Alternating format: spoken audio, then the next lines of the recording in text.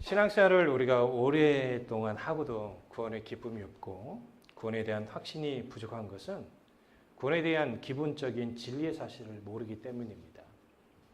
그렇다고 여러분은 구원에 대한 기본 진리가 그 사실에 대해서 잘 모른다고 해서 믿음이 전혀 없다라는 말이 아닙니다. 그런데 우리가 하나님의 말씀을 통하여 구원이 어떻게 이루어진 데에 대해서 바르게 하는 것은 여러분 우리가 신앙생활하는 데 있어서 매우 유익합니다. 본문의 말씀이 이 사실에 대해서 명쾌하게 우리에게 알려주고 있는데 사도 바울이 말하는 구원에 있어서 아주 중요한 사실은 이신칭의입니다. 자, 이신칭의가 무엇이죠? 사람이 의롭게 되는 것은 율법의 행위가 아니라 오직 예수 그리스도를 믿음으로 말미암아 되는 것이다. 이 로마서 3장을 통해서도 이 사실을 강조하는 것뿐만 아니라 여러분 사도 바울은 강조만 하는 게 아니에요. 선언을 합니다. 우리 세 번역 성구를 한번 읽어볼까요? 로마서 3장 11, 12절입니다. 성경이 이렇게 기록되어 있습니다. 의인은 없다. 한 사람도 없다. 깨닫는 사람도 없고 하나님을 찾는 사람도 없다. 이게 세 번역 성경이에요. 그러니까 깨닫는 자도 없고 하나님을 찾는 자도 없다라는 것이죠. 여러분 이것은 우리에게 어떤 사실을 알려줍니까? 우리는요 하나님의 은혜가 아니면 절대적으로 하나님을 찾는 자 될 수가 없다라는 거예요.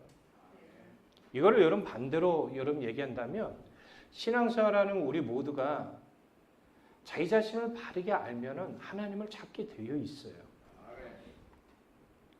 로마서 3장 12절에 보면 우리가 하나님의 은혜이기 때문에 우리가 한쪽으로 치우치지 않는 삶을 살아갈 뿐이지 사실은 우리 모두를 포함해서 모든 인간은 다 치우쳐 살아가게 되어 있죠. 이사야 선지자가 이사야 53장 6절에 뭐라고 얘기합니까? 우리는 다 양 같아서 그릇 행하며 각기 제 길로 갔고요. 오늘 새벽 시간에도 우리가 교회 고린도전서의 말씀을 가지고 이 분란에 대한 분열에 대한 말씀을 나눴어요. 여러분 교회가 차갑게 다양한 사람들이 모여서 신앙생활하는 곳입니다. 여러분들 우리 장로님들이 이런 기도를 해요.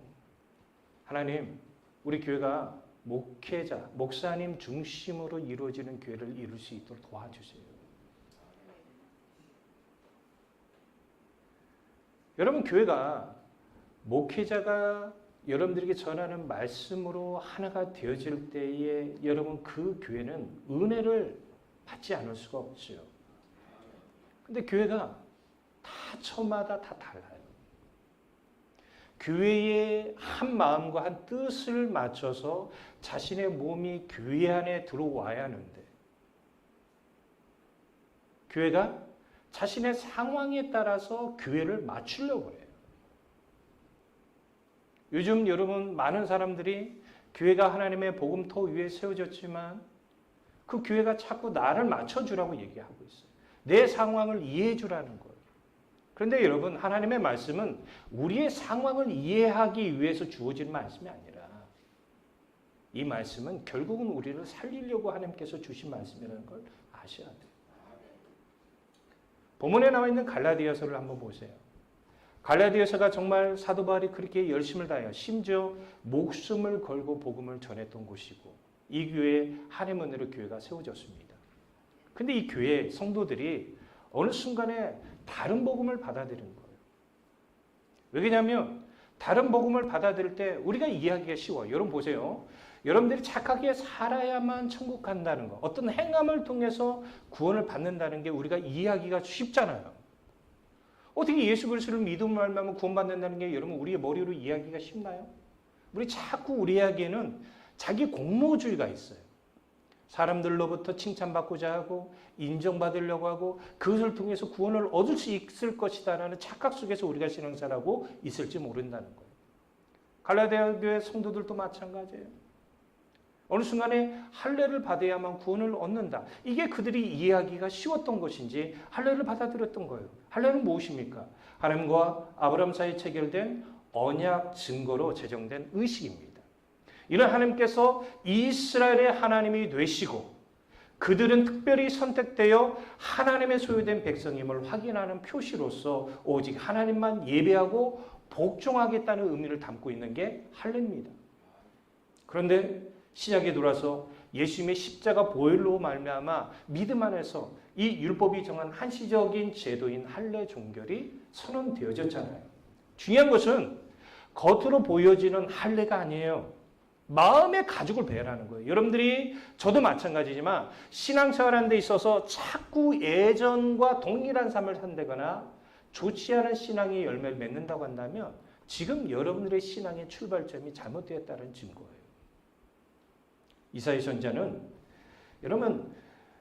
예레미야 선지자는 우리에게 마음의 가죽을 배라는 말을 하는데 우리 예레미야 4장 4절 말씀 한번 봅시다.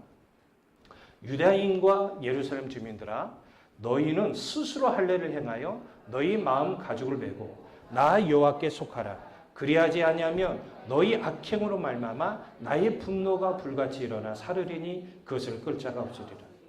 여러분 유대인들과 이스라엘 백성들은 겉으로 보여지는 할례 의식을 하면 우리 교회로 얘기합시다. 세례를 받으면 믿음이 있는 것처럼 여겨지고 구원을 얻을 수 있을 것이다라고 그들은 생각을 했던 거예요. 그런데 마음에서 일어나는 행동이 안 나오는 거예요. 여러분 우리 신앙생활에 다 그러다니까요. 마음에서 출발하지 않으면 행동은 남에게 보여주는 쇼예요. 쇼.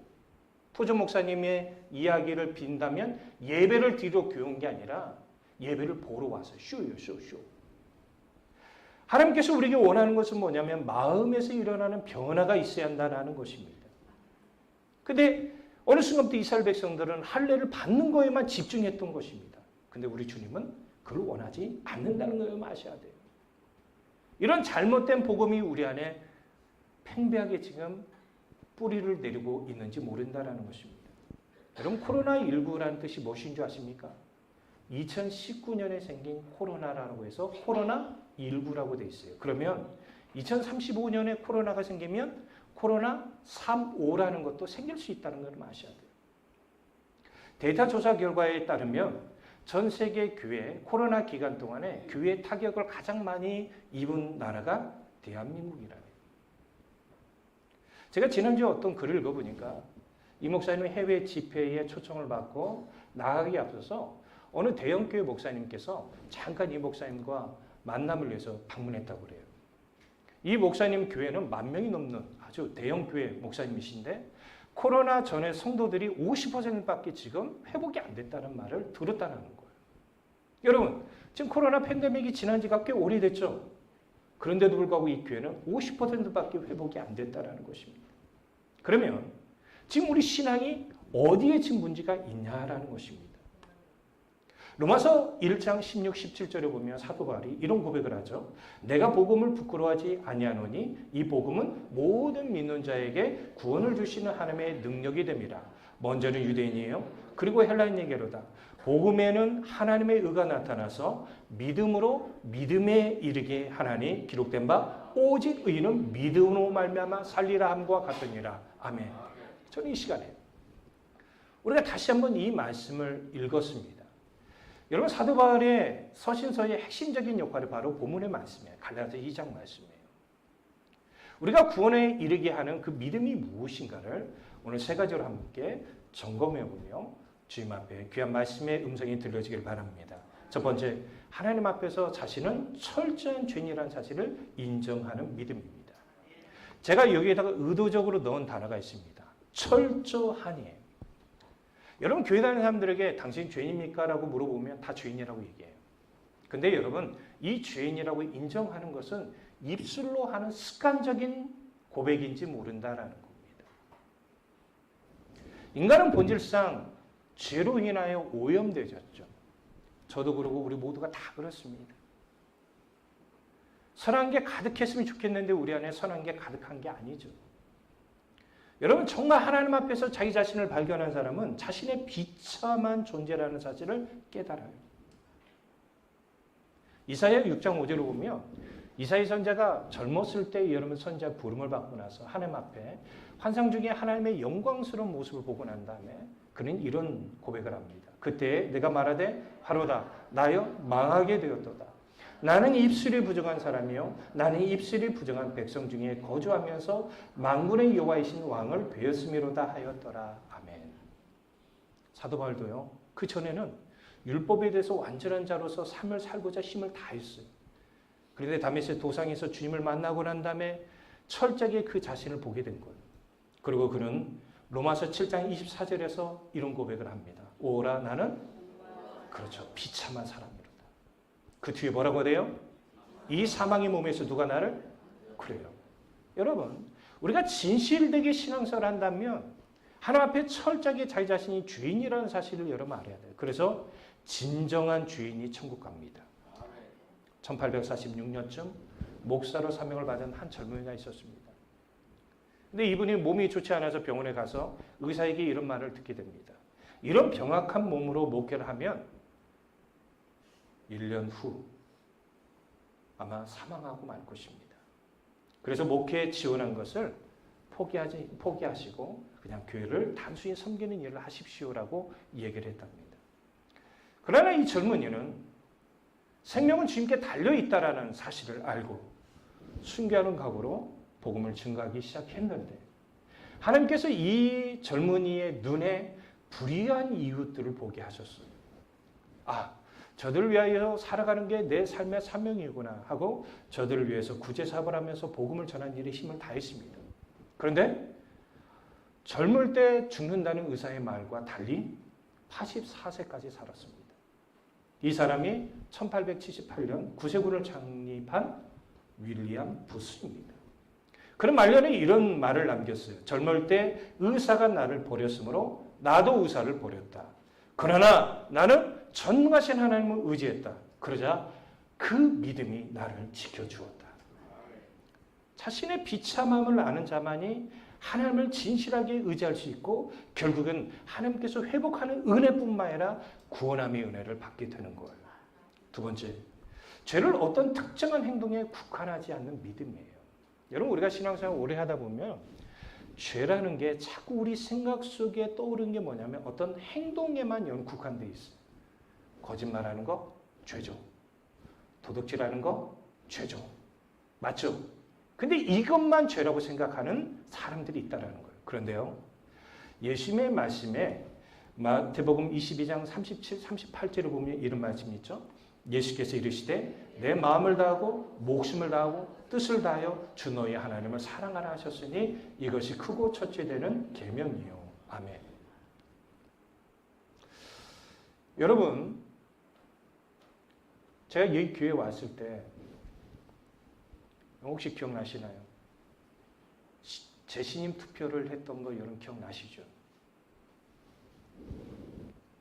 재신임 투표에 대해서 어떤 분이 저한테 걱정하는 말로 이런 얘기를 했어요. 목사님, 혹시 목사님에 대해서 반대표가 나와서 목사님 우리 교회를 떠나게 되면 어떻게 됩니까? 그래서 제가 그분에게 이런 반문의 말을 했어요. 지금 그분은 지금 교회에 나오지 않고 있겠어요. 어차피 여기서 성도들이 저를 불신해서 제가 교회를 떠나는 것도 하나님의 뜻이니까 저에게 주어진 시간 동안에 저 최선을 다하고 떠나면 되는 것이죠. 지금도 여러분들이 저에게 이 교회에 사임하라고 한다면 저는 오늘이라도 사임할 수 있어요. 중요한 건 뭐냐면 제가 언제까지 이 교회에서 목회를 할지 아니면 주의 사명을 감당할지 모르겠지만 마음을 다하고 목숨을 다하고 뜻을 다하여 하나님을 사랑하는 목회를 한다고 한다면 저는 하나님 앞에 서게 될 때 부끄러움이 없는 목회자가 될 수 있다는 거죠.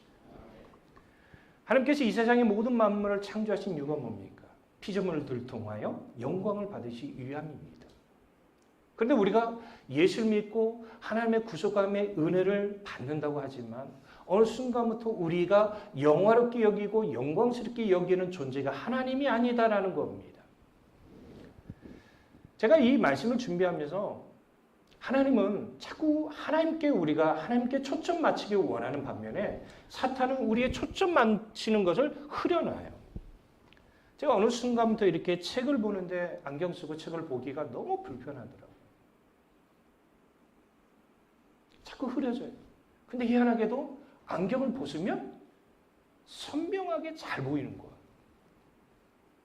제가 무슨 말씀을 여러분 드리려고 하냐면 우리가 초점이 흐려지면 그 초점이 흐려진 삶에서 벗어나야 한다는 거예요.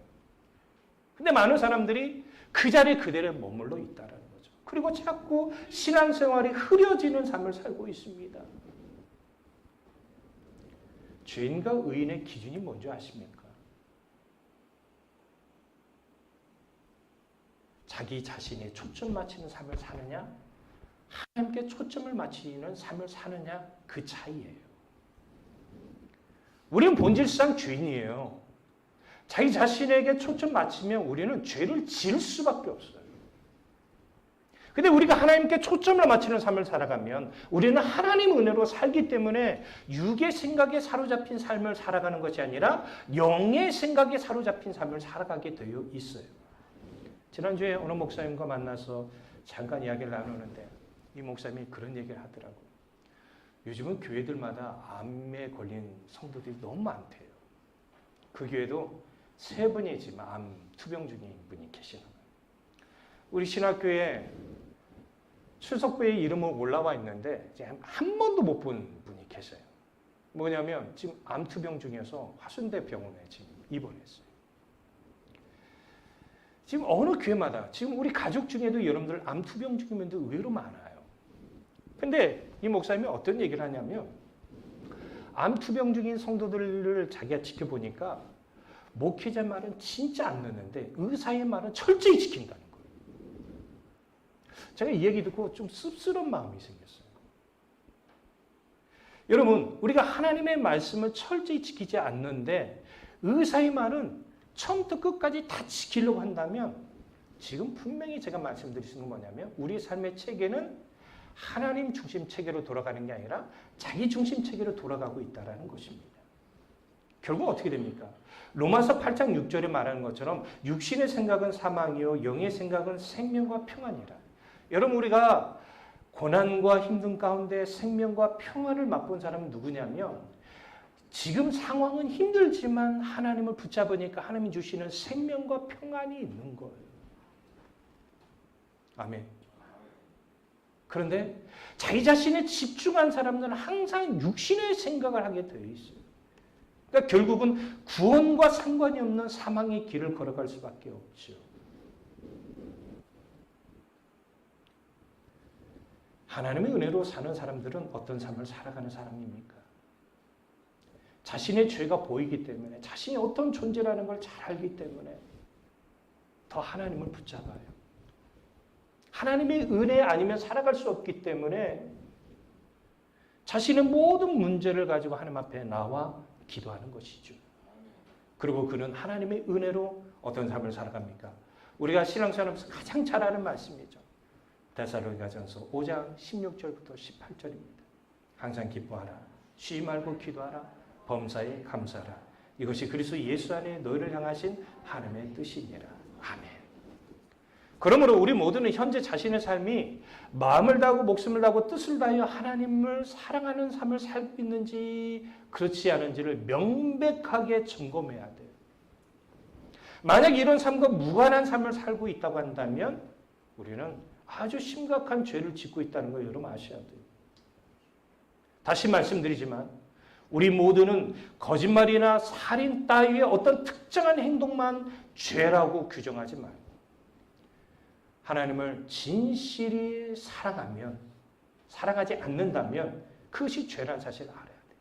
그리고 제가 지금까지 신앙생활하면서 하나님을 진실되게 사랑하는 사람은 주의 몸된 교회를 사랑할 줄 압니다. 그러다 보니까 주의 몸된 교회를 사랑한 사람은 철저히 자기 자신을 부인하고 교회에 초점 맞추는 신앙생활을 하게 되어 있는 것입니다. 하나님의 영광을 위하여 주님을 더 사랑하는 여러분 되시길 바랍니다. 세 번째로 구원은 오직 예수 그리스도를 통해서만 얻을 수 있다는 사실을 진실하게 아는 믿음입니다.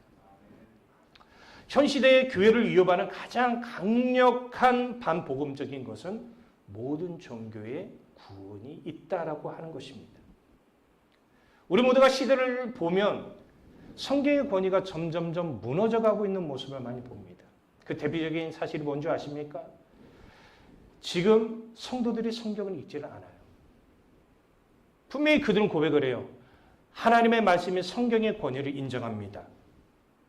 그런데 하나님의 말씀을 가까이 하지 않습니다. 종교개혁자들이 그렇게 외쳤던 솔라 스크립추라, 오직 성경으로라는 이거, 그들은요 외치는 데만 그친 게 아니었어요.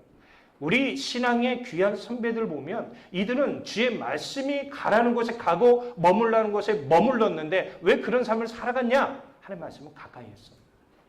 1시간이고 2시간이고 여러분 누구나 다 분주한 삶을 살아가요. 학생들은 공부하느라고 시간이 부족합니다. 어른들은 일하고 쉰일하고 시간이 부족합니다. 그러나 진정한 신실한 주의 백성은 그런 시간 속에서 뛰어서 하나님 앞에 드릴 줄 아는 것입니다. 11조를 내기 때문에 복을 받고 11조를 내기 때문에 구원받는 게 아니에요. 모든 물질은 하나님의 것입니다. 하나님께서 나에게 물질을 주셨으니 내가 감사함으로 하나님 앞에 11조를 드리겠습니다. 그런데 놀랍게도 그런 믿음의 고백 속에서 하나님 앞에 드리고 살아간 사람에게는 하나님께서 살 길을 열어주신다는 것이죠. 요즘 유튜브 보면 무당 TV들이 많더라고요. 제가 이 설교 준비하면서 무당 TV를 한번 딱 해봤더니 많이 나오더라고요. 사람의 여러분 시선을 여러분 그 조금 이렇게 줄 만한 그런 주제들이 많아요. 왜요? 한 명이라도 더 조회하면 한 명이라도 더 영상을 보면 뭐요? 광고료가 들어오잖아요. 무당도요 돈에 미쳤더라고요.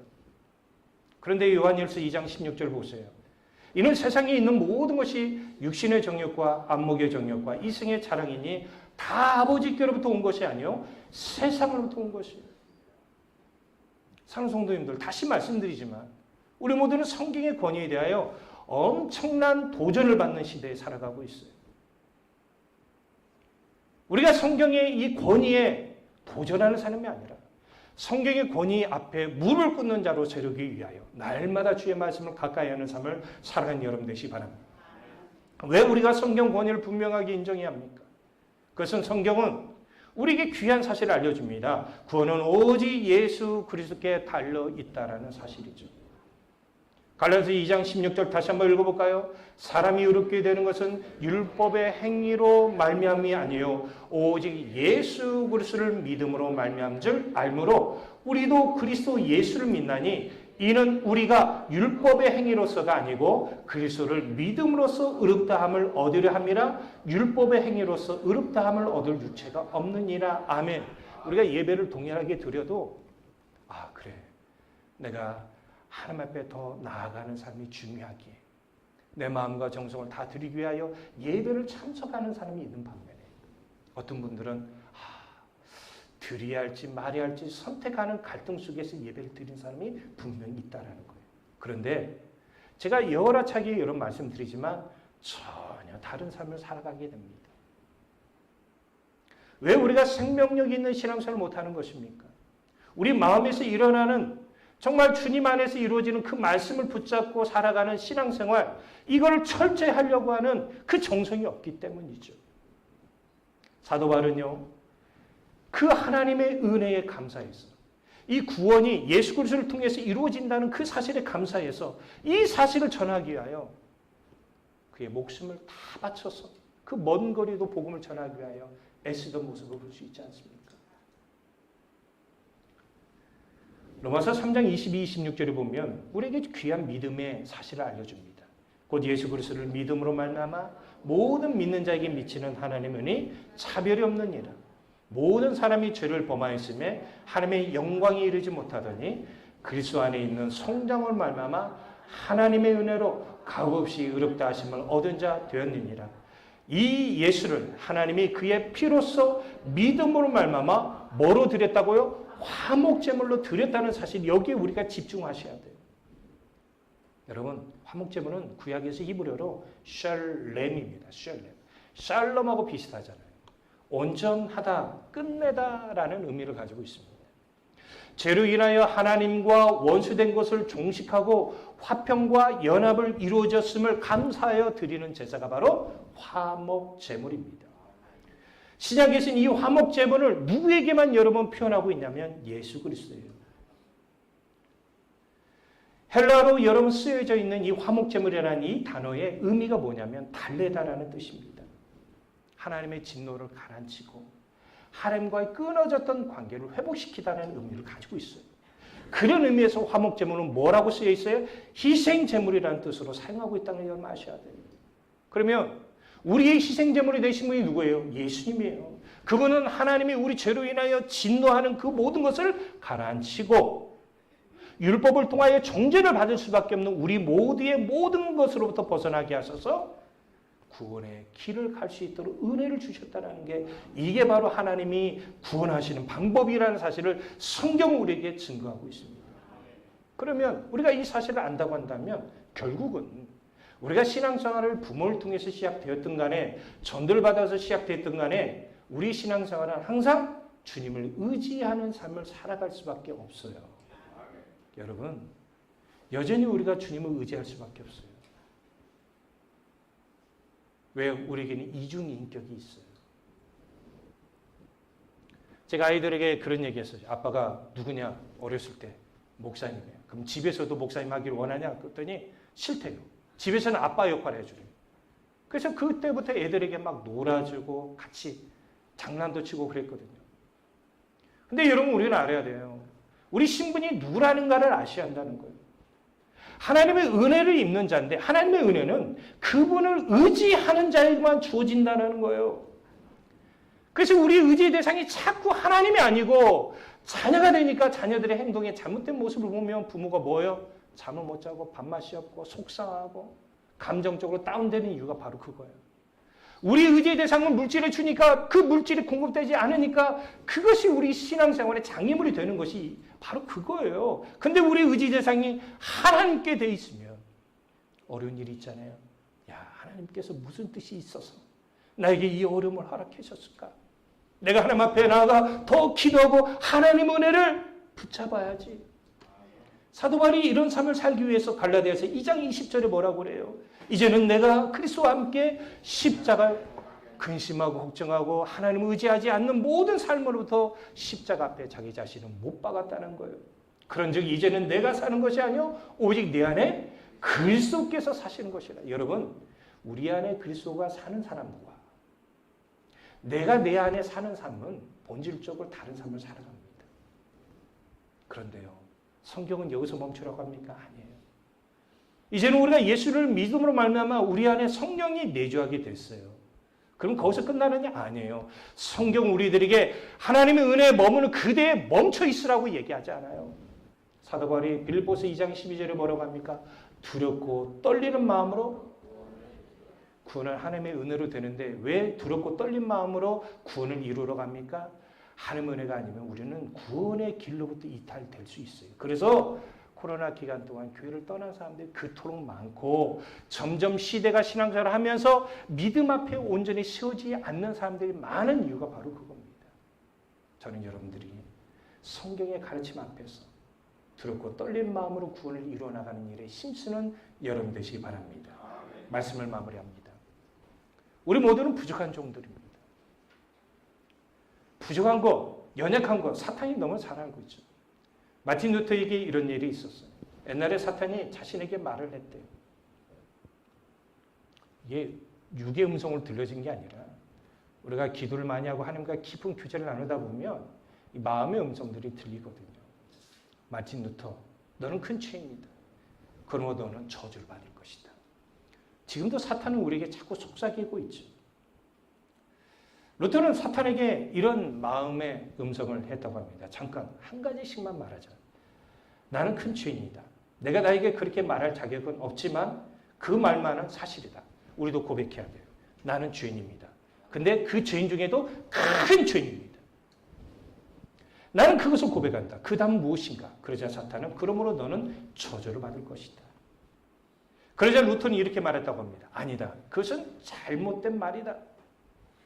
예수님께서 나를 위하여 이 땅에 오셨고 그분을 통해서 나는 구원을 받을 것이다. 사탄아 물러가라. 그리고 루터는 이런 고백을 합니다. 나는 그렇게 주님의 말씀으로 사탄을 물리쳤고 사탄은 나를 죄인으로 몰아서 넘어뜨려고 하지 못했기 때문에 울면서 떠나갔다. 우리들도 마찬가지예요. 그리스도 안에 있으면 우리가 예수 그리스도를 진정으로 믿고 의지하면 반드시 구원받습니다.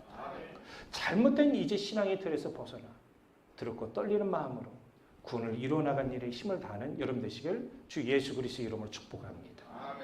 기도합니다.